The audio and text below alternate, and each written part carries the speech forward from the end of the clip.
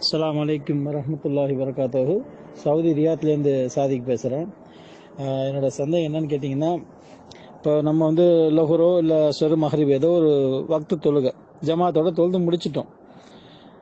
இப்போது தொழுவு முடிஞ்சதுக்கு பிறகு ஒரு மனிதர் வந்து இக்காமத்து கொடுத்து தனிப்பட்ட முறையில் ஒரு மனிதர் அந்த ஃபர்லான தொழுகை தொழுகிறாரு. தொழுது கொண்டிருக்கும்போது இப்போ அவர் ஒரு ரக்காய் தொழுது முடிச்சிட்டாரு. அவருக்கு நம்ம ஜமாத்து கொடுக்கணுன்னு அவரோட போய் சேர்ந்து நானும் தொழுகிறேன். அப்போ தொழுவும்போது ஆல்ரெடி அவர் இப்போ மஹ்ரிபாக இருக்கட்டும் 3 ரக்காயத்தில் ஒரு ரக்காயத்து முடிச்சிட்டாங்க. நான் போயிட்டு 2வது ரக்காயத்தில் ஜாயின்ட் ஆகிறேன்.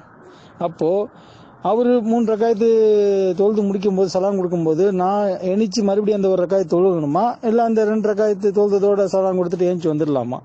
இன்ஷா அல்லாஹ் இதுக்கு தெளிவான விளக்கம் கொடுங்க. அஸ்ஸலாமு அலைக்கும். அதாவது சாதிக் என்பவர் ரியாத்திலிருந்து கேட்குறாரு.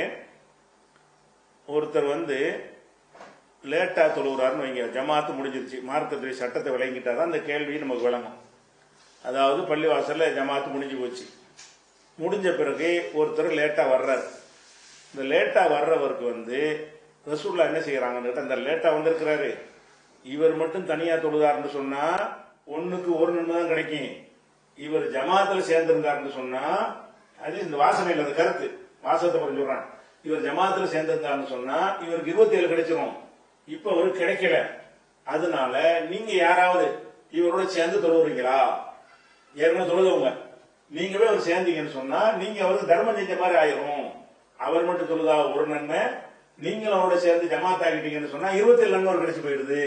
இதை உங்களுக்கு யாராவது செய்கிறீர்களா அப்படின்னு கேட்கறாங்க. அப்படி கேட்கும் பொழுது அப்ப என்ன செய்யறாங்கன்னு கேட்டா ஒருத்தர் போய் சேர்ந்து தொழுகிறார்.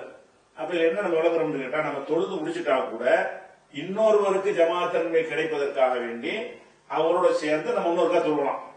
அது நஃபில் ஆகிக்கணும். அவருக்கு கடமையாக நம்ம தான் தொழுது முடிச்சுட்டோமே முதல்லையே, நமக்கு வந்து அது கூடுதல் நன்மையாக தரக்கூடிய நஃபிலாக உபரி வணக்கமாக மாறிக்கணும். இப்படி ஒரு சட்டம் இருக்கிறது. அந்த சட்ட அடிப்படையில தான் இவர் கேள்வி கேட்கிறாரு. என்ன கேட்கிறாருன்னு கேட்டா, ஒருத்தர் வந்து என்ன செய்யறாரு, மகரிபுல வந்து சேர்றாரு. சேரும்போது அவர் ஒரு ரகாத்தை முடிச்சுட்டு என்ன செய்யறாரு, அவர் 2வது ரகாத்துல சேர்றாரு. அப்படி 2வது ரகாத்துல சேரும் போது அப்ப நீங்க போய் அதுல போய் அவரை பின்பற்றுறீங்க. நீங்க அவரை பின்பற்றுறீங்க. அவரே நீங்க பின்பற்றுறீங்க. அவருக்கு தான் ஜமாத் கிடைச்சு போச்சே. அவர் ஜமாத்துல சேர்ந்து தொழுதாரையானால் அவர் வந்து அந்த ருக்கு செய்யறதுக்கு முன்னாடி லாஸ்ட் ரகாத் சேர்ந்துட்டாருன்னு சொன்னா அவரு ஜமாத்துடைய நன்மை கிடைத்து விட்டது. அவர் ஒரு ரகாத்தை விட்டு விட்டு தொழுதாரையானாலும் அவர் ஜமாத்து நன்மை அடைந்து கொள்வார். அப்படி சேர்ந்தீங்கன்னா உங்களுக்கு தேவையற்ற வேலை அது. அவர் ஜமாத்து ஒரு கிடைச்சு போயிடுது. அப்படி இல்லாம இவர் தனியா தான் தொழுகிறார். ஒருத்தர் தனியா தொழுவும் போது அவர் ஆரம்பிச்சிட்டார், தனியா தொழுவதை ஆரம்பிச்சிட்டார். ஆரம்பிச்சு ஒரு ரகாத்து முடியும் போது நீங்களா என்ன செய்றீங்க, இவர் தனியா தொழுகிறாரு நம்ம கூட போய் சேர்ந்தோம்னு சொன்னா அவருக்கு ஜமாத்து கிடைக்குமே இப்படி சொல்றீங்க. இப்படி செய்வதற்கு மார்க்கத்தில் ஆதாரம் கிடையாது. அது ஸ்டார்டிங்லேயே வரணும். ரசூல் ஸல்லல்லாஹு அலைஹி வஸல்லம் அவர்கள் தொழுதுகிட்டு இருக்கிற ஒரு ஆளை காட்டி அவரோட சேர்ந்து சொல்லல.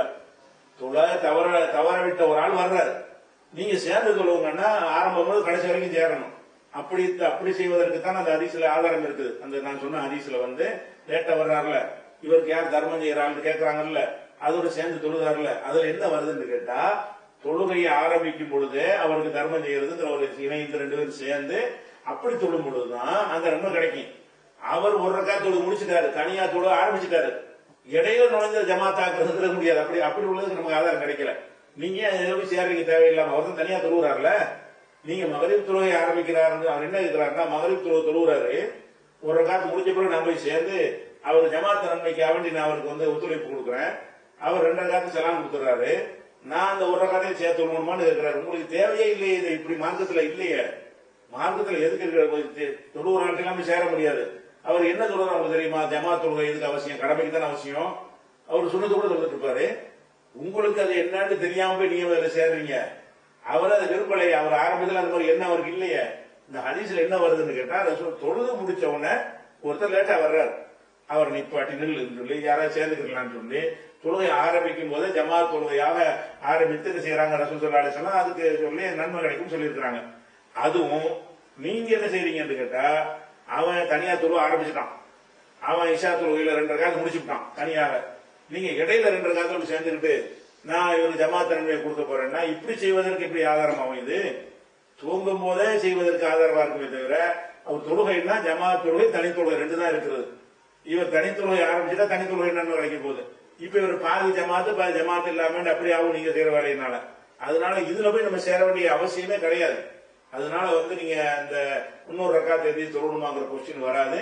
நீங்க ஏதாவது விரும்பினா நீங்க தனியா நபிலா தொழுது போங்க. அவருக்கு நன்மை செய்ய நாடுவதாக இருந்தால் அது எப்படி நீங்க நாட வேண்டும்?